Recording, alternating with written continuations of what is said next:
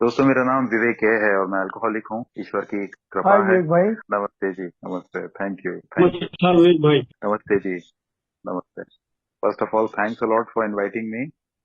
मेरे लिए ये बहुत इम्पोर्टेंट है कि इसको मैंने महसूस किया है पिछले कुछ सालों में कि जब भी मैं शेयरिंग करता हूँ, बहुत एक बार नहीं, ऐसा पता नहीं कितनी बार हुआ है कि मेरे मुंह से वो निकला जो मैंने सोचा नहीं था। और एक चीज को मैं बहुत ज्यादा अब अच्छी तरीके से मानता हूँ, बहुत ज्यादा गहराई से मानता हूँ कि बहुत बार ऐसा भी होता है कि जो मेरे अंदर से निकलता है, जैसे मैंने अभी कहा कि वो मैंने सोचा नहीं था, लेकिन फिर भी एक नया थॉट आ जाता है जो मैं यहाँ पे पढ़ता हूँ, सुनता हूँ, सीखता हूँ, समझता हूँ।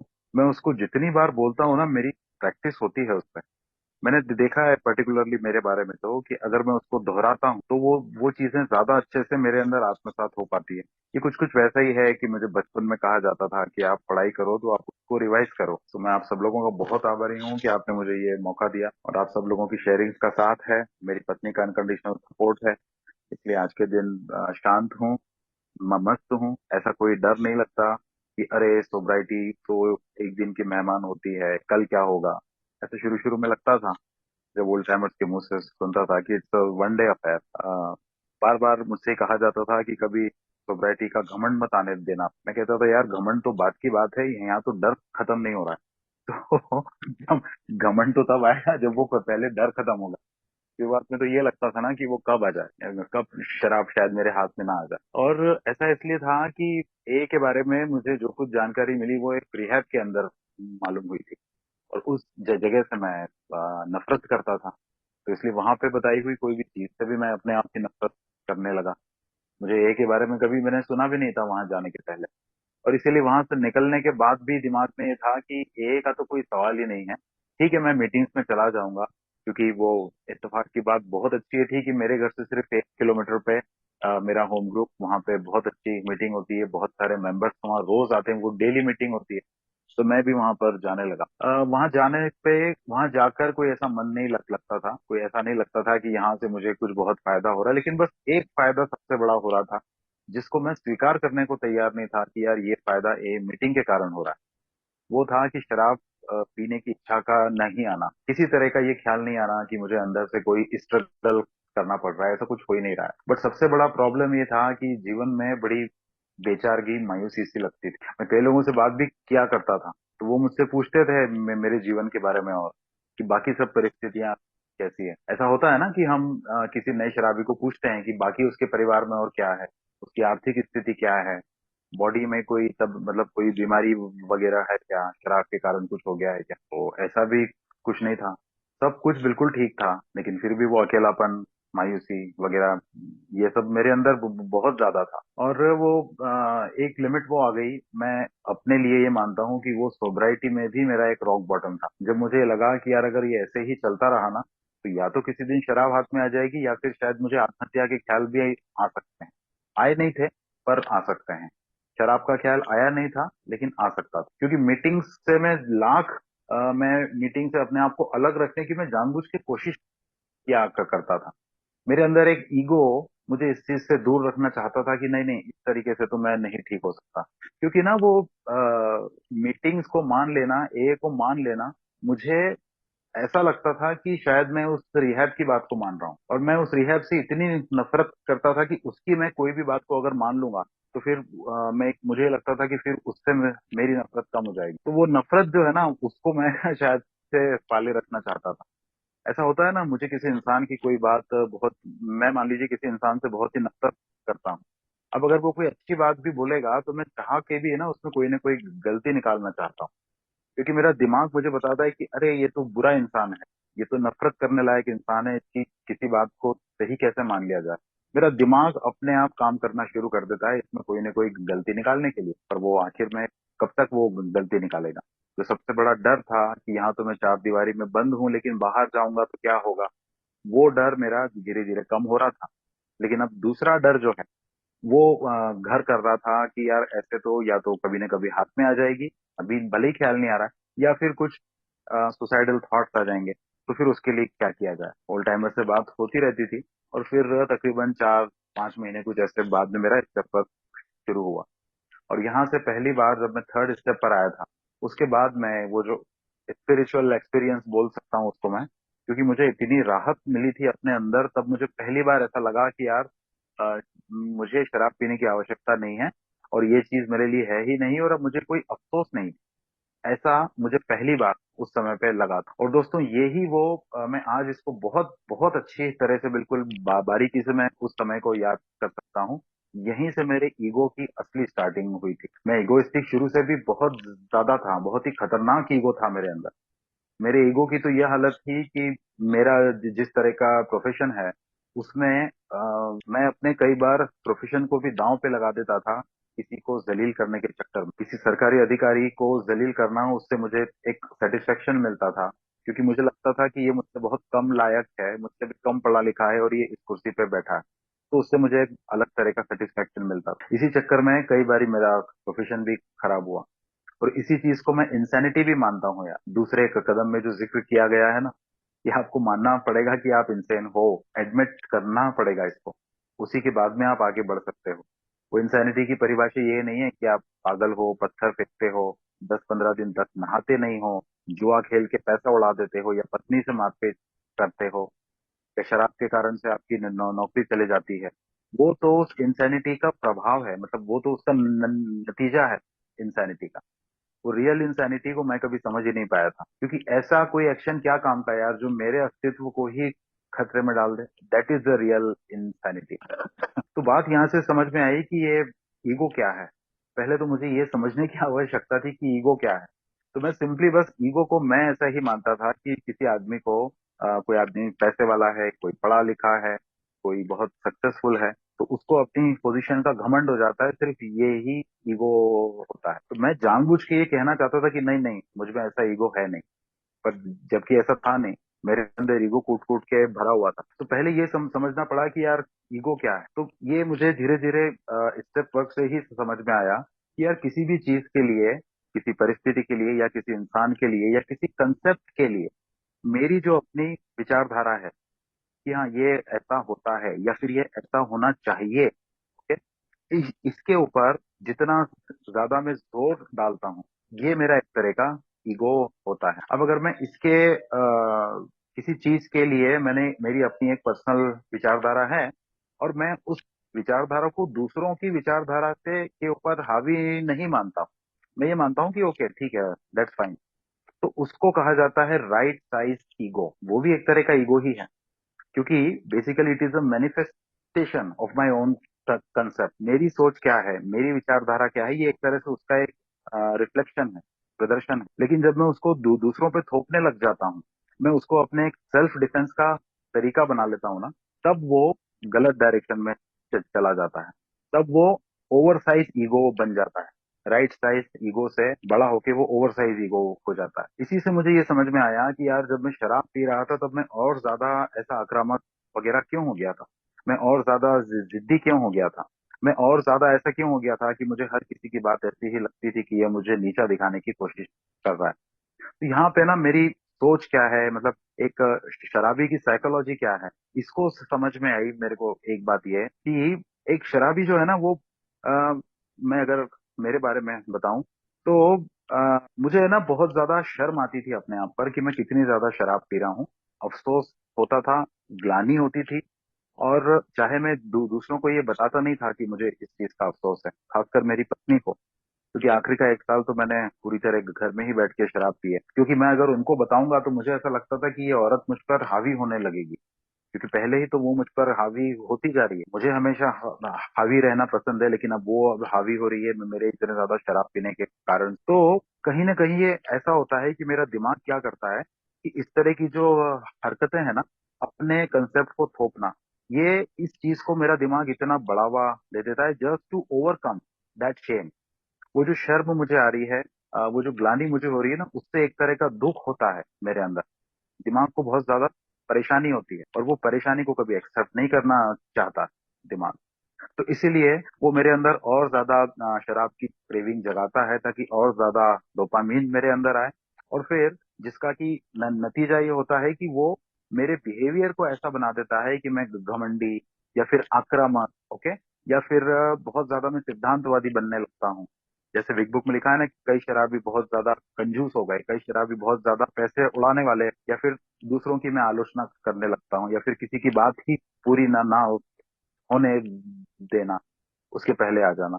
या फिर जैसे मैं अगर मेरे बारे में बात करूं तो जब मेरा बिल्कुल एक्यूट अल्कोहलिज्म चल रहा था, तो वाइफ के सामने या फिर मेरे एकदम क्लोजेस्ट दोस्त के सामने मैं वो पुरानी बातों का जिक्र किया करता था कि मैंने ये अचीव किया था, मैंने वो अचीव किया था, मुझे हल्का पतला मत समझना। ये कहीं ना कहीं मेरे दिमाग के द्वारा अपनाई हुई एक प्रक्रिया थी, जो उस शर्म से और उस ग्लानि से का जो दुख है, जो आनंद की कमी मेरे अंदर हो जाती थी, उसको पूरा करने के लिए मुझसे ऐसा बिहेवियर करवाती थी। तो इसीलिए ना ये तो है ही, इसके साथ में मेरे जैसे एक अल्कोहलिक के अंदर वो डर भी इतना ज्यादा हो जाता है कि यार मैं इतनी ज्यादा पी रहा हूँ। देखिए, शराबी को समझ में तो सब कुछ आता है, मेरे ख्याल से तो कोई भी नहीं है हम में से ऐसा जिसके बारे में ये कहा जा सके कि उसको ये नहीं पता था कि इतनी ज्यादा शराब पीने से वो मर सकता है, या फिर कोई ऐसी बीमारी या शरीर में कोई ऐसी तकलीफ पैदा हो सकती है जो शायद जिंदगी भर खत्म ना हो, लेकिन उसके बाद में भी वो ऐसा किए जा रहा है। इसी को मेरे ख्याल से इंसैनिटी कहा गया है स्टेप नंबर 2 में, कि जब ये समझ में आ रहा है तो फिर उसके बाद में भी ऐसा क्यों हो रहा है ना। तो इसीलिए कई बार जब भी कहा जाता है कि यार ईगो बहुत बड़ा हर्डल है सोब्राइटी के लिए, बहुत बड़ी बाधा है, क्योंकि ये जब तक मेरे अंदर कंट्रोल में नहीं आएगा ना, तो ये इस तरह की प्रॉब्लम जो है वो मेरे अंदर चलती ही रहेगी। ये जो मेरा एटीट्यूड हो जाता है कि अपनी वाली चलाना, ये इसीलिए हो जाता है क्योंकि मैं कैसे भी करके अपनी उस शर्म को ओवरकम करना चाहता हूँ। मैं अगर एक छोटा सा एग्जांपल दूं, छोटी सी बात करूं, तो मुझे ध्यान है, जैसे मेरे घर में मैं और मेरी सिस्टर, अब मेरी सिस्टर मुझसे 5 साल बड़ी हैं, वो अल्कोहलिक तो नहीं है, बट हम कभी बचपन में कुछ खेल रहे हैं या घर में कुछ बैठे हैं, तो ज्यादातर ऐसा ही होता था कि मैं जो भी बात कहता था किसी मुद्दे के बारे में, दीदी को उससे ज्यादा ही नॉलेज होता था क्योंकि वो मुझसे बड़ी भी थी 5 साल। उल्टे सीधे खटकरम इसमें उसका कभी ध्यान नहीं होता था, बिल्कुल एक सिंसियर स्टूडियस स्टूडेंट उस तरह की वो थी। लेकिन अगर कभी कभार ऐसा होता था, कभी 2 4 6 महीने में, कि किसी टॉपिक के बारे में मैंने ज्यादा अच्छी जानकारी दे दी और दीदी अच्छी जानकारी नहीं दे पाई, तो मुझे आज भी याद है कि दीदी तुरंत मुझे ये बोलती थी कि अच्छा अच्छा, चुप हो जा, ज्यादा ज्ञान मत बांट, कभी कभार गलती से तेरी बात सही हो गई तो ज्यादा चढ़ने की कोशिश मत कर। यही चीज मुझे समझ में आती है कि एब्सोल्युटली ये ही मेरे अंदर होने लगा था। अब दीदी ने ऐसा क्यों किया था? क्योंकि उनके दिमाग को एक तरह का एक डर, उनका जो कंट्रोल था, उनका जो डोमिनेंस था, उनके जो नॉलेज की जो सुपीरियरिटी थी मेरे ऊपर, वो कहीं ना कहीं आहत हुई, हर्ट हुई। तो उससे उनके दिमाग में आनंद की कमी आई। इस आनंद की कमी को पूर्ति करने के लिए उन्होंने इस तरह का कंट्रोलिंग एटीट्यूड, एरोगेंस, मतलब आक्रामकता, है ना, सिद्धांतवादिता, या फिर आलोचना करना, या दूसरे की बात को पूरी तरह से नकार देना, ये बिहेवियर उन्होंने प्रदर्शन किया। तो एब्सोल्युटली ये ही मेरे साथ हो रहा था। एंड द पॉइंट इज कि सबसे बड़ी प्रॉब्लम ये हो जाती है कि ये ईगो सबसे ज्यादा मेरे अंदर, जब मैं सोब्राइटी में आ जाता हूँ उस टाइम आ जाता है। अब जैसे मैं अगर मेरी बात करूं, तो मैं जब रिहैब में था तो वहां पर बात की जाती थी कि भाई यहाँ पे ईगो डिफ्लेशन कराया जाता है। शराबी को अलग अलग तरीकों से जलील इसलिए किया जाता है, उससे हर तरह का काम कराया जाता है, वो इसलिए कि उसका ईगो डिफ्लेशन हो।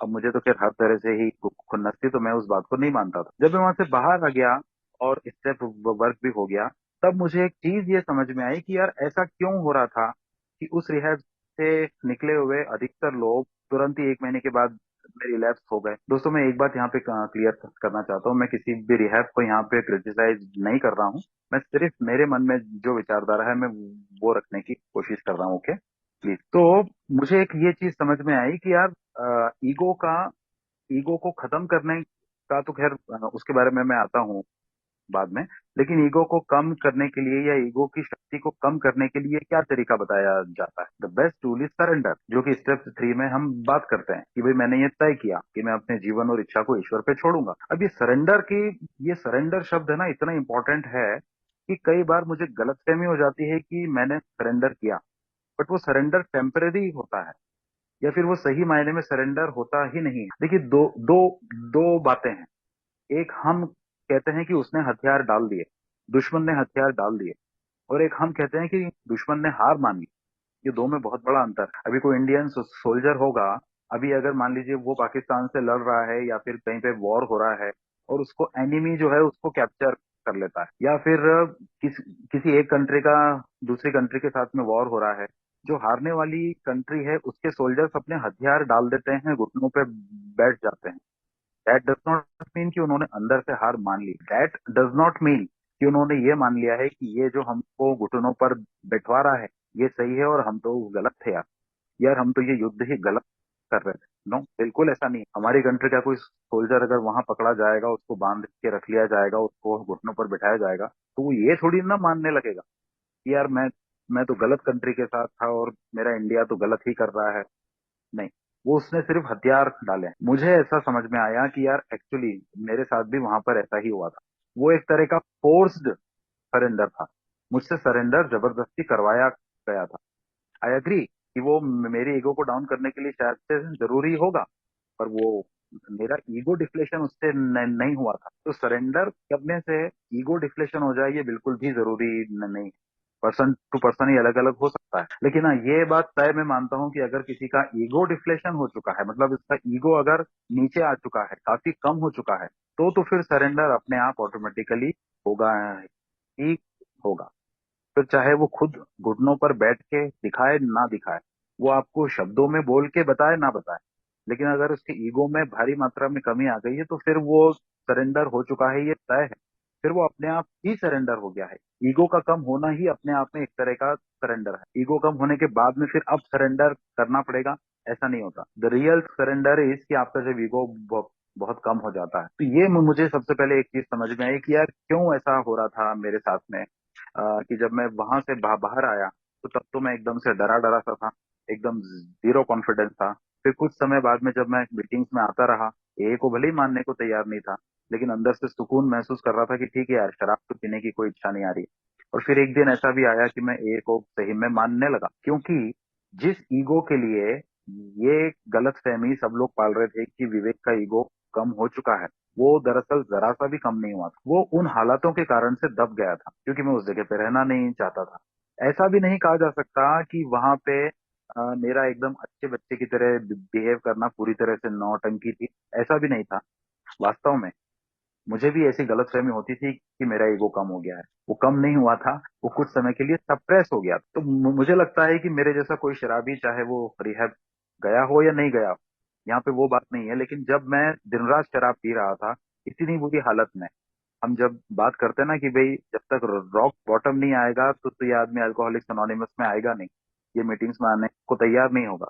कई बार कोई अल्कोहलिक आता है और फिर आने के बाद में कुछ दिनों में वो आना बंद कर देता है, तो हम बड़े आराम से ये कहते हैं कि इसको अभी भी समझ में नहीं आई है, अब ये और पिएगा तब मानेगा, इसके ज्यादा पीछे पड़ना बंद कर दो, शराब इसको अपने आप समझा देगी। बिग बुक में ऐसा लिखा भी है कि जब आप कुछ नहीं कर पाते हो किसी शराबी को समझाने के लिए, तो फिर वो काम शराब खुद कर देती है, वो उसको अच्छे से समझा देती है। तो फिर वो ऐसा क्यों हो जाता है कि यार वो फिर जब वापस आता है फेलोशिप में, पूरी तरह से बर्बाद होने के बाद जब आता है, तो फिर से उसके अंदर ईगो आ जाता है ना। तो दरअसल समझ में ये यही आया कि वो जो रॉक बॉटम है ना, वो उसका ईगो को खत्म नहीं करता है, वो उसकी फिजिकल सर्कमस्टांसेस जो हैं, भौतिक परिस्थितियां जो हैं, वो उसको ये सोचने पे मजबूर कर देती है कि भैया और कितना लड़ेगा, अब तू मर ही जाए। वो इसलिए आ जाता है, सरेंडर उसने अभी भी नहीं किया होता। इसीलिए फेलोशिप में आने के बाद में वो असली जो उसके रंग ढंग है, मेरे जैसे किसी अल्कोहलिक के, वो सामने आते हैं। यहाँ पर आके उसको एक बार फिर से ये लगने लग जाता है कि मैं अब अपनी वाली चला सकता हूँ, क्योंकि उसका दिमाग दरअसल अपनी वाली चलाने के लिए ही बना है, और उसने अपनी टेंडेंसी ही इस तरह की बना ली है कि जहां पर भी उसको ऐसा लगेगा कि लोग मुझसे अधिक श्रेष्ठ हैं, या मुझसे ज्यादा दूसरे लोगों को महत्व मिल रहा है, या फिर मेरी बात को यहाँ पे इतनी इंपॉर्टेंस नहीं दी जा रही है, वो तुरंत है ना, उसका दिमाग जो है वो एक बिल्कुल योद्धा की तरह काम करना शुरू कर देगा। और ये अंदर ही होता है, ये उसके अंदर ही बार बार ये चीज को लेके आता है कि मुझे हर चीज का विरोध करना है, मुझे बोलना है कि नहीं ये मीटिंग उतनी अच्छी नहीं है, फलाना व्यक्ति जो है वो अच्छी शेयरिंग नहीं करता है, या फिर वो व्यक्ति अच्छी शेयरिंग नहीं करता है। अरे ये एनोनिमिटी का सिद्धांत आपने अभी तक क्यों पकड़ के रखा हुआ है, थोड़ा चेंज करो ना, 85 साल हो चुके हैं, इसीलिए तो फेलोशिप की ग्रोथ नहीं हो रही है, मेरे पास में नए तरीके हैं, प्लीज उसको मानो ना। ये मैं पूरी तरह से मेरे बारे में बात कर रहा हूँ, ये मेरे विचार हुआ करते थे, जिसको जितना भी संभव वो होता था मैं मेरे होम ग्रुप के सामने रखता था। तो इन्हीं से एक दौर वो भी आया, जिसके बारे में बिग बुक में भी, सॉरी बिग बुक में नहीं, एज बिल सीज इट जो है अभी, उसको पढ़ने का मुझे मौका मिला। तो वो उसमें एक जगह पे बहुत अच्छा दिल साहब इस बात का जिक्र करते हैं। वो बताते हैं कि भाई जब वो एकरॉन गए और उनको उनका वो डॉक्टर बॉब से मिलना हुआ एंड ऑल, वो सब कुछ हुआ वहां पे, जो उनकी बिजनेस डील थी वो बुरी तरह से फेल हुई एंड ऑल, है ना। उसके बाद में तो फिर वो उनको वो सब में मिल गया। अब जिस समय वो एक्यूट अल्कोहलिज्म में थे, वहां से वो शराब से बाहर आए, और उसके बाद में जब उनको कुछ लोगों ने ये सलाह दी कि भैया आप वापस अपने काम पर अभी मत लौटिए, न्यूयॉर्क के जो शेयर बाजार है उसमें वो काम करते थे। तो उसके लिए उनको ये कहा गया कि भाई उसको वॉल स्ट्रीट कहते हैं, तो वहां पर आप अभी मत जाइए, क्योंकि आप अपने काम पे लौटोगे तो शायद आप रिलैप्स हो सकते हो। तो उन्होंने कहना मान लिया, कुछ समय तक वो नहीं गए।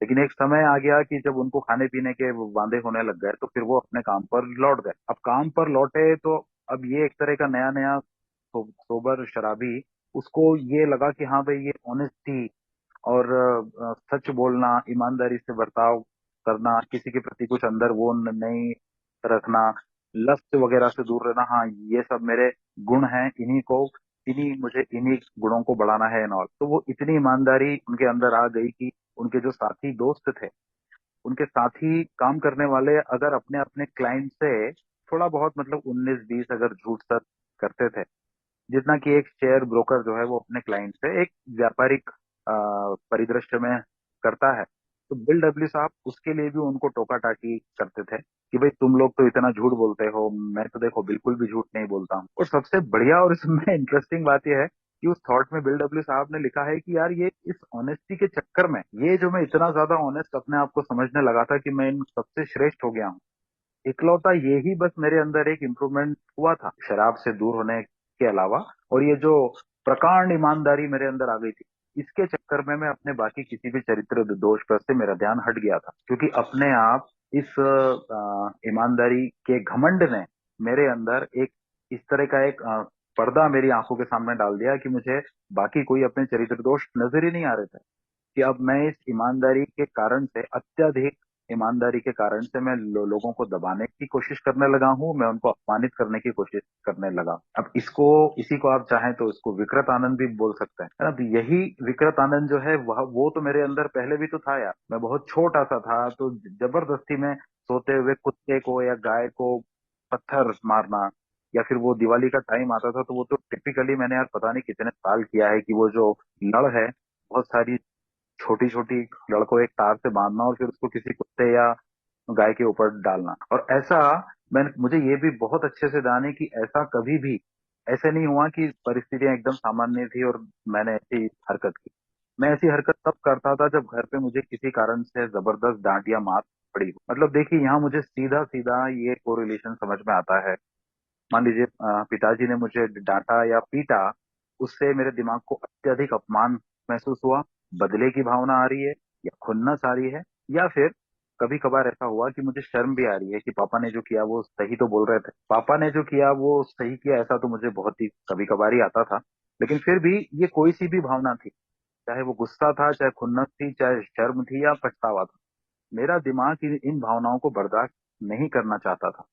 और वो तुरंत किसी भी तरह की आक्रामकता, दबंगता दिखा के, वो जो जिन भावनाओं को वो पसंद नहीं कर रहा है उनको खत्म करना चाहता था। और इसीलिए मेरा इस तरह का बिहेवियर सामने आता था। तो ये चीजों पर जब मेरा ध्यान गया ना, तो कई बड़ा हुआ ईगो, खासतौर से सोब्राइटी में, है ना, उसके मुझे कुछ ऐसे ऐसी चीजें आई ध्यान में कि हाँ यार, अच्छा ये मेरे सोब्राइटी की ईगो के कारण है क्या, ये उसका चिन्ह है। ये बातें क्लियर कट समझ में आती है, जिनको मैं नॉर्मल करार देने की कोशिश करता हूँ। अरे ठीक है ना, ठीक है यार, वो बिग बुक में लिखा तो है संत नहीं बनना है। अरे ठीक है यार, एक ओल्ड टाइमर ने एक बार शेयरिंग में बोला था कि यार, ईगो जो है ना वो तो आदमी की डेथ के बाद भी नहीं खत्म होता। डेथ के बाद में वो, जैसे आदमी को वो रिगर रिगर मॉर्टिस होता है, बॉडी उसकी अकड़ जाती है, तो ऐसे ही एक उसकी उपमा, एक वो देने के लिए किसी ओल्ड टाइमर ने कहा कि भाई डेथ के बाद भी आदमी में अकड़ बच जाता, उसके हाथ पैर अकड़े हुए होते, तो ईगो तो कभी खत्म हो ही नहीं सकता। मैंने उसको इतनी अच्छी तरह से यूज किया। मैं ये देखना ही भूल जाता हूँ कि सोब्राइटी में आने के बाद में अगर मुझे लेश मात्र भी ये लग रहा है कि यार मैं किसी दूसरे मेंबर से श्रेष्ठ हूँ, मैं इतने साल सोबर हूँ, वो तो अभी सिर्फ कुछ महीने सोबर है, या फिर मेरी सोब्राइटी 6 महीने की है, 6 साल की है, वॉट एवर, 10 साल की है, 25 साल की है, लेकिन मुझसे कम से कम डबल सोब्राइटी वाला जो ए मेंबर, उसको भी इतना नहीं मालूम जितना मुझे मालूम। या फिर यहाँ तो सब लोग ये बोलते हैं कि पूरी ऐसी की तैसी होना चाहिए, उसके बाद ही आदमी रिकवरी में आता है। मेरे साथ तो हुआ ही नहीं था। मैं तो हाई बॉटम अल्कोहलिक, ये खास तौर से जो हाई बॉटम अल्कोहलिक है ना, ये वाला ईगो मेरे अंदर बहुत ज्यादा था। मैं आज उसको बहुत अच्छे से समझ पाता हूँ, क्योंकि मुझे भी शुरू में ये बोला गया था कुछ मेंबर्स के द्वारा कि अरे आप तो गलती से यहाँ पर आ गए हो, आप सही मायने में अल्कोहलिक हो ही नहीं। तो तब मुझे गुस्सा भी आता था कि साला तुम कैसे ये जज कर रहे हो, क्योंकि वो जिस मेंबर ने बोला उसको ऐसा लगता था कि जब तक आप पूरी तरह से सड़क छाप ना हो जाओ, 2 3 पुलिस केस नहीं हो जाए, पत्नी छोड़ के नहीं चली जाए, जब तक आपके हाथ पैर पे कम से कम 2 4 5 कटे पिटे निशान ना हो, कोई परमानेंट बीमारी आपको ना लग गई हो, तब तक फिर आप काहे की अल्कोहलिक। तो मुझे लगता था ये बात गलत है, लेकिन एक ओल्ड टाइमर ने फिर एक बार मुझे बताया कि भाई ये एक चीज होती है हाई बॉटम अल्कोहलिक, ऐसे भी लोग होते हैं। उस दिन मुझे ऐसा गर्व हुआ अपने आप पे कि यस, मैं उन चुनिंदा महाशाणों में, महा समझदारों में हूँ कि इतनी बर्बादी करे पहले ही समझ गया, तो मैं दूसरों को अपने से निचला समझने लग गया। उसके बाद एक चीज और थी कि अगर कोई मुझे सलाह देने की कोशिश कर रहा है, हम जिसको कहते हैं ना अंग्रेजी में कंस्ट्रक्टिव क्रिटिसिज्म, कोई अगर मेरी आलोचना कर रहा है लेकिन वो एक तरह का फीडबैक है, जैसे हम किसी होटल में जाते हैं, वो लोग हमको पूछते हैं सर आपको ऑनेस्ट फीडबैक दीजिए, आप प्लीज सर ये मत कहिए कि अरे अरे बहुत अच्छा इंटीरियर है, बहुत अच्छा खाना है, हमको कोई बुरा नहीं लगेगा, आप पूरा ईमानदारी से बताइए भाई, तभी तो हम अपने आप में सुधार कर पाएंगे। तो ये जो कंस्ट्रक्टिव क्रिटिसिज्म है, रचनात्मक आलोचना, ये भी मुझे नहीं पसंद भाई। या तो आप उनसे बात ही मत करो, या फिर अगर बात करो तो कुछ अच्छा बोलो। और अगर कोई रचनात्मक आलोचना करता था तो उसको मैंने अपनी परिभाषा दी थी कि ये इस आदमी को ज्ञान बांटने की आदत है। मैं तुरंत अपने आत्मरक्षा में, सेल्फ डिफेंस में ये कहने को तत्पर हुआ करता था कि भैया ए का जो प्रोग्राम है वहां पे जो टीचिंग नहीं चलेगी, आप ऐसा क्यों कर रहे हो है ना। फिर एक ये था कि भाई जो लोग, ये तो खैर जब मैं शराब पी रहा था उस समय भी हुआ, कि जो लोग मुझे कुछ सलाह दे रहे थे उनसे ही अपने आप को दूर कर लेना, एक तरह का आइसोलेशन में चले जाना कि मैं तो बात ही नहीं करूंगा, ये इनसे बात नहीं करूंगा। ये भी एक तरह से मेरे ब्रेन का एक डिफेंस मैकेनिज्म था, जिसको मैं समझ नहीं पाता था उस टाइम, क्योंकि उनसे बात करूंगा, वो अभी कुछ मुझे सलाह देंगे, सलाह लेना, उसको मानना तो बहुत दूर की बात है, कोई सलाह दे दे तो उसको अपने कानों तक भी जाने देना, इसमें भी मेरी हालत बहुत खराब हो जाती है। अत्यंत मुझे मेरे दिमाग में दुख हो जाता है, तो फिर दिमाग मुझसे ऐसी प्रतिक्रिया कराता है कि मैं कहीं भड़क न जाऊं, मैं उनको कुछ उल्टा सीधा ना बोल दूं, तो मेरा ही दिमाग एक दूसरा सरल रास्ता बताता है कि भाई यहाँ से भाग जा। फिर उसके बाद में मीटिंग में, फिजिकल मीटिंग है, उसमें मान लीजिए कि 30 लोग बैठे हुए हैं, 30 लोगों में से मान लीजिए कि 12 13 को शेयरिंग करने का मौका मिला। उन 12 13 में से कोई दिन ऐसा हो गया कि कम से कम 10 लोगों की शेयरिंग जो है वो शानदार हुई, मेरे हिसाब से। हाँ देखिए, मजे की बात कितनी है, मैं एक न्यू कमर और मैं ये लोगों को जज कर रहा हूँ कि कौन सी शेयरिंग अच्छी है, कौन सी शेयरिंग नहीं है, जिसने स्पिरिचुअलिटी के एस को अभी समझा नहीं है। ईगो का उसका ऐसा है कि वो, उसके ईगो की स्पेलिंग में पता नहीं कितनी बार ई आता है, ऐसा तो उसके अंदर ईगो है, मल्टी लेयर्ड ईगो है, परत दर परत ईगो है, जितनी हटाते जाओ वो प्याज के छिलका जो है उस तरह से। तो वो आदमी ये जज करने की कोशिश किया करता था कि किसकी शेयरिंग अच्छी है, किसकी शेयरिंग नहीं है। पर चलिए मान लीजिए किसी दिन ऐसा हुआ कि 12 में से 10 शेयरिंग अच्छी लगी और एक या दो अच्छी नहीं लगी, तो घर आने के बाद मुझे वो 2 शेयरिंग पर ही पूरा का पूरा ध्यान अटक जाता था। अरे ये नंबर बेकार है यार, शेयरिंग करना नहीं आता, ये क्या हुई बात, सारा टाइम खराब हो गया। इसलिए ना मेरे को यहाँ पे मीटिंग जाना अच्छा ही नहीं लगता, जबरदस्ती में जाना पड़ता है। इसलिए मैं जा रहा हूँ, वो शराब के लिए जा रहा हूँ। जितनी जल्दी हो सकेगा ना साला यहाँ पे आना बंद करूंगा मैं। दोस्तों, अगर मेरे बारे में पूरी ईमानदारी से बताऊं तो मेरे स्टेप वर्क शुरू करने का, क्योंकि मेरे जो स्पॉन्सर हैं उनसे स्टेप वर्क शुरू, मतलब उनको मैं, वो और मैं एक संबंध में जुड़े, स्पॉन्सर स्पॉन्सी के, उसके 3 महीने पहले से उनसे मेरी बात हो रही थी। मैं स्टेट वर्क के लिए जब तैयार हुआ तब मैंने उनको प्रपोज किया, उन्होंने हाँ किया। ये हाँ करने के पीछे अभी जैसे मैंने बताया था पहले, एक तो ये कारण था कि भाई मुझे लगता था शराब हाथ में ना आ जाए या फिर आत्महत्या के खराब विचार ना आ जाए। उसके अलावा ये भी एक विचार था, मुझे ये जगह पसंद नहीं है, यहाँ पे लोग ज्ञान बांटते हैं, मेरी कमी बताते हैं। स्टेप वर्क कर लूंगा तो मैं इनसे भी ज्यादा ज्ञानवान हो जाऊंगा, और फिर ये साले मुझे ज्ञान नहीं बांटेंगे, उल्टा फिर तो मैं ज्ञान बांटूंगा, है ना। तो ये मुझे समझ में आया कि ये है ना एक मानवीय प्रक्रिया है, मतलब उसके दिमाग, ये ईगो एक्चुअली एक ऐसा कंसेप्ट है जहां पर मैं हर किसी को, है ना, मैं हर किसी को अपने से निचला ही देखना चाहता हूँ।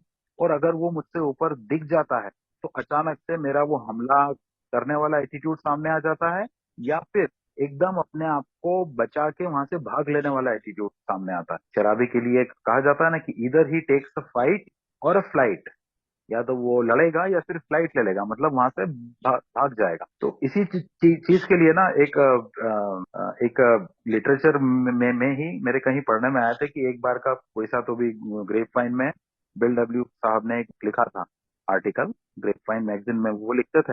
उसमें एक आर्टिकल था, ह्यूमिलिटी फॉर टुडे, मतलब आज के लिए विनम्रता।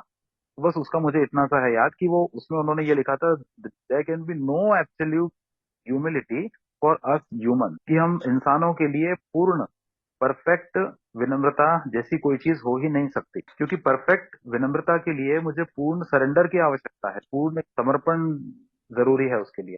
और वो पूर्ण समर्पण जो है वो मुझसे जिंदगी भर ना हो पाएगा, मैं उसमें इंप्रूवमेंट ला सकता हूँ। तीसरे कदम की जब मैं बात बोलता हूँ कि भाई मैंने ये निश्चय किया कि अपनी इच्छा और जीवन को ईश्वर पर छोड़ूंगा, वहां तक मैंने सिर्फ निश्चय किया होता है, लेकिन ये ईश्वर पर छोड़ूंगा ये कैसे छोड़ूंगा तब तक मुझे नहीं पता होता। तो वो मुझे उसके अगले चौथे कदम से लेके कम से कम 9वें 10वें कदम तक मैं सीखता हूँ कि ये कैसे होता है। तो वहां तक भी मैंने सिर्फ ये सीखा ही है कि अपनी इच्छा और जीवन को ईश्वर पे कैसे छोड़ना, हाउ, ये मैंने सीखा है। बट लेकिन बाद में भी उसको करते रहना, ये अगर मैं स्पॉन्सर के साथ में 12 कदम कर लेने के बाद में अगर उसको प्रैक्टिस करते रहूंगा, तब मैं ये कह सकता हूँ कि भाई साहब मैं अपनी इच्छा और जीवन को ईश्वर पे छोड़ने का काम करते जा रहा हूँ, one day at a time. और जितना जितना मैं काम करते जा रहा हूँ मैं उतना उतना उसमें वो छोड़ने का जो हुनर है, या फिर अपनी इच्छा और जीवन को ईश्वर पे छोड़े रखने का जो हुनर है, मैं उसमें और बेहतर होता जा रहा हूँ। पूर्ण रूप से अगर सरेंडर की मैं बात करूंगा तो फिर तो वो स्टेट हो जाएगी कि मुझे कभी किसी चीज का बुरा ही नहीं लग रहा है, 1% भी बुरा नहीं लग रहा है, मुझे कभी 1% भी गुस्सा नहीं आ रहा है। तो ऐसा तो वो शायद से मेरे जैसे के साथ में हो नहीं पाएगा, एटलीस्ट मेरे साथ में तो नहीं हो पाएगा। इसके बारे में हमारे लिटरेचर में भी पढ़ने में आता है, हेनरी टाइबाउट, उन्होंने भी ये कहा था कि भाई सरेंडर जो है ना वो एक तरह से है सेसेशन ऑफ फाइट, मतलब लड़ाई करना रोक देना। अब यहाँ पे लड़ाई करने का ये मतलब नहीं है कि मैं जिस तरह से पत्थर फेंक रहा हूँ या भाले तलवार चला रहा हूँ या बंदूक चला रहा हूँ उसको बंद कर देना, नहीं। मेरे अंदर ये जो प्रतिरोध है, ये जो विद्रोह की भावना है, इसका रुक जाना, ये अपने आप में एक सरेंडर है। और जब ये सरेंडर आता है तो फिर अपने आप मेरे अंदर वो शांति आने ही वाली है, वो डेफिनेटली आएगी। और इसीलिए ईगो को कहा गया है हिंदी में अहम, है ना, कि मेरा जो अहम है, मतलब मैं क्या सोच रहा हूँ, मेरे हिसाब से वो चीज कैसी होनी चाहिए, इस विचार को त्यागना। अब इसीलिए ना जब हम ईगो को कहते हैं अहंकार, जैसे हम हिंदी के लिए हिंदू धर्म के मंत्र है कि ओमकार या फिर नवकार मंत्र, है ना। तो वो कार मतलब ये वो उस तरह की बात है जैसे जय जयकार, है ना, उस तरह का। तो अहंकार मतलब मेरे अंदर के जो विचार है मैं बस उन्हीं को आगे बढ़ाए जा रहा हूँ, मैं उन्हीं पे प्रैक्टिस किए जा रहा हूँ, that's why we call it as अहंकार, है ना। तो लॉस ऑफ सेल्फ, तो जब मैं इस अहम को छोड़ देता हूँ, मेरे विचार से मैं जब बाहर आ पाता हूँ, तो अपने आप ही मुझे फिर उसके अलावा और कुछ नहीं करना पड़ता, मुझे कोई जाके ईश्वर को बोलना नहीं पड़ता, देखो देखो भगवान जी मैंने अहम को त्याग दिया है। As soon as I surrender that ego, अहम अहम, वो अहम का जय जयकार जब मैं रोक देता हूँ तो ऑटोमेटिकली गॉड स्टेप्स हैं, अपने आप ही ईश्वर की इच्छा का और ईश्वर की कृपा का मेरे अंदर प्रवेश हो जाता है। तो समझ में मुझे ये बात आती है कि ऐसा मेरे साथ में क्यों हो गया कि सोब्राइटी के बाद में फिर से मेरे अंदर ईगो आ गया। तो द पॉइंट वाज कि वो ईगो दरअसल कभी खत्म हुआ ही नहीं था। वो तो बस सिर्फ उस टाइम पे सप्रेस हो गया था। जैसे मुझसे कहा गया है ना कि आप जिंदगी भर अल्कोहलिक ही रहोगे, आपके नाम के आगे अल्कोहलिक का ठप्पा लगा के रखोगे तो ज्यादा अच्छा रहेगा। Once an alcoholic always an alcoholic. शराब से मिला हुआ आनंद और किसी भी तरह की परेशानी का हल शराब हो सकता है, इस संभावना को आपका दिमाग मरते दम तक नहीं भूलने वाला है। लेकिन किसी भी परेशानी या फिर दुख का हल शराब से बहुत ज्यादा अच्छे तरीके से दूसरे तरीके से मिल सकता है, यानी कि एक आध्यात्मिक तरीके से। मैं दरअसल रोज one day at a time उस तरीके की अपने दिमाग को प्रैक्टिस करा रहा हूँ। That's it. तो अब ये हो रहा है मेरे साथ में कि जब भी कोई परेशानी आ रही है या मुझे मेरे अंदर घमंड पैदा हो रहा है, गुस्सा आ रहा है, मैं रो रहा हूँ, वॉट एवर, ये चीजें अभी भी हो रही हैं मेरे साथ। लेकिन ये अब मुझे तुरंत आइडेंटिफाई हो पाती है और इनका सॉल्यूशन जो है, मेरा दिमाग अपने आप इनके लिए मुझे शराब का हल सुझाने के बजाय वो उस आध्यात्मिक तरीके वाला हल मुझे सुझाता है। क्योंकि शराब एक हल हो सकता है, alcohol can be a solution. इस चीज की प्रैक्टिस भी मैंने ही मेरे दिमाग को कराई। और अब one day at a time 12 steps पे काम करने की कोशिश करके there could be a spiritual way also. एक आध्यात्मिक तरीका भी हो सकता है, ये प्रैक्टिस भी मैं ही करा रहा हूँ उसको। पर उसके पहले मुझे यार ये समझने की आवश्यकता बहुत थी कि मेरा प्रॉब्लम क्या है। जैसे मैं जब फेलोशिप में आया तो तब मतलब जब सही मायने में मैंने ये माना कि yes I am an alcoholic, ये एकदम नहीं हो गया था। जैसे मैंने बताया कि मैं शुरू में मीटिंग्स में सिर्फ एक डर के कारण आ रहा था कि कहीं यार वो दोबारा हाथ में नहीं आ जाए, चलो चला जाता हूँ।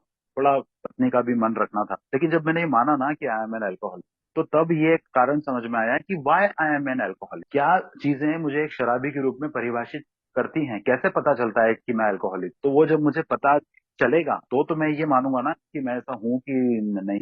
प्रॉब्लम ये हो रहा था कि मैं शुरू से एक डिनायल वाले स्टेट में था, नहीं मैं तो नहीं मानूंगा। तो जब आप नहीं मानोगे तो वहां पे अगर मीटिंग में किसी की शेयरिंग से अगर मेरे को आइडेंटिफिकेशन भी मिलेगा तो नहीं मान रहा था मैं। 10 लोगों की शेयरिंग से आइडेंटिफिकेशन मिले लेकिन दो की शेयरिंग से नहीं मिले तो मैं वो दो की बात पे जाता था। बिग बुक को दो दो तीन तीन बार पढ़ लिया था। 70 to 80% बिग बुक के किस्से और उसमें कही हुई बातें, शराबी का की मानसिकता का चित्रण, फलाना वलाना, ये सबसे 70 to 80% आइडेंटिफिकेशन मिल रहा था, 25% नहीं मिल रहा था। तो मैं वो 25% को पकड़ता था। तो बात यहाँ पे यह है कि यार जीवन के बाकी फलसफे में तो मैं हमेशा मेजोरिटी के साथ में चुपचाप चला जाता हूँ। मैं अगर किसी दुकान से जूते खरीदता हूँ, सालों से मैं वहां से जूते खरीद रहा हूँ या फिर शहर के ज्यादातर लोग उसी दुकान से जूते खरीद रहे हैं, तो मैं भी उस दुकान से जूते खरीद लेता हूँ, ये मानते हुए कि यार इतने सारे लोग खरीद रहे हैं तो वो बेवकूफ थोड़ी ना होंगे। लेकिन यहाँ पे आके पता नहीं क्या हो जाता है। मुझे बार बार कहा जाता है कि दुनिया भर के 50 लाख लोग हैं भाई, वो बोल रहे हैं कि वो इसी तरीके से ठीक हुए। तेरे अंदर जो डिनायल है वो उनके अंदर भी था, लेकिन आखिरकार जब उन्होंने मान लिया तो वो सुखी हो गए, है ना। तब मुझे ये समझ में आता है कि ये इतना मेरे अंदर से प्रतिरोध क्यों आता है यार। क्योंकि वो ईगो पर मैं कभी काम ही नहीं कर पाया। सीरियसली मैं ये नहीं बोलूंगा बिल्कुल भी कि मैंने ईगो पे काम नहीं किया। मैं ये कहूंगा कि मैं काम नहीं कर पाया क्योंकि मुझे समझ में ही नहीं आया। समझ में आएगा कि प्रॉब्लम वाला एरिया है कौन सा, तब तो मैं उसको समझने की कोशिश करूंगा। जब मैं ये समझूंगा, जैसे बिल डब्ल्यू साहब ने भी लिखा है कि it's not the quantity, is the quality that is important. कि मैं जो मुझे करने को कहा जाता है उसको छोड़ के, अगर मैंने शुरू से ही अगर अपनी सोच अगर इस तरह की बनाई है कि ओके ये मेरा होम ग्रुप है, वो जो 15 साल वाला है ना उसको सबसे ज्यादा इज्जत मिलती है। यार यार वो जो 25 साल वाला वो साला रोज मीटिंग में नहीं आता है, हफ्ते में एक आध बार आता है। और वो जब शेयरिंग करता है ना तो वो मीटिंग चेयरमैन भी साला रोकता नहीं है यार। मेरे को तो 5-6 मिनट में रोक देता है, वो घंटी बजा देता है और उसको देख के नहीं रोकता है। सीधा सीधा मेरा दिमाग इस चीज को पकड़ लेता है कि यार जितना ज्यादा मेरी सोब्राइटी के साल का नंबर, उतनी ज्यादा मेरी इज्जत। और मुझे पता भी नहीं चलता कि कब मेरा दिमाग इस चीज को पकड़ लेता है कि सिर्फ सोब्राइटी के साल का नंबर इंपॉर्टेंट है यार, क्वालिटी इज नॉट इंपॉर्टेंट। क्योंकि क्वालिटी की तरफ तो मैंने कभी सोचा ही नहीं, क्योंकि मुझे मेरी प्रॉब्लम ही ठीक से नहीं मालूम। तो जिस दिन मुझे मेरी प्रॉब्लम ठीक से ये समझ में आई कि yes why I am called as an alcoholic, तो मैं फिर ये मानने लगा कि हाँ, मुझे ए मीटिंग की आवश्यकता है, पर उससे तो सिर्फ सोब्राइटी मिली, उससे तो सिर्फ शराब से दूरी मिली, उससे तो सिर्फ ये हुआ कि मैं ए मीटिंग में मन लगा के जाने लगा। लेकिन फिर आगे का क्या? असली बात तो उसके बाद शुरू होती है। कहा गया है ना हमको कि भाई शराब आपकी प्रॉब्लम सिर्फ 10% है, 90% तो आपकी प्रॉब्लम आपके अंदर की दूसरी है। तो ये दूसरी प्रॉब्लम जो है, ये मुझे तब तो समझ में आएगी ना जब मैं अपने अंदर प्रॉब्लम को देख पाऊंगा। तो जब अपने अंदर प्रॉब्लम को ये देखा तो तब समझ में आया कि यार ये क्वालिटी की बात क्यों की जा रही है, ये क्वांटिटी से ज्यादा क्वालिटी क्यों इंपॉर्टेंट।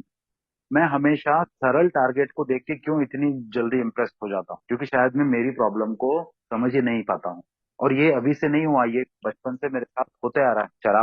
शराब तो मैंने 26 साल की उम्र में पहली बार पी थी यार।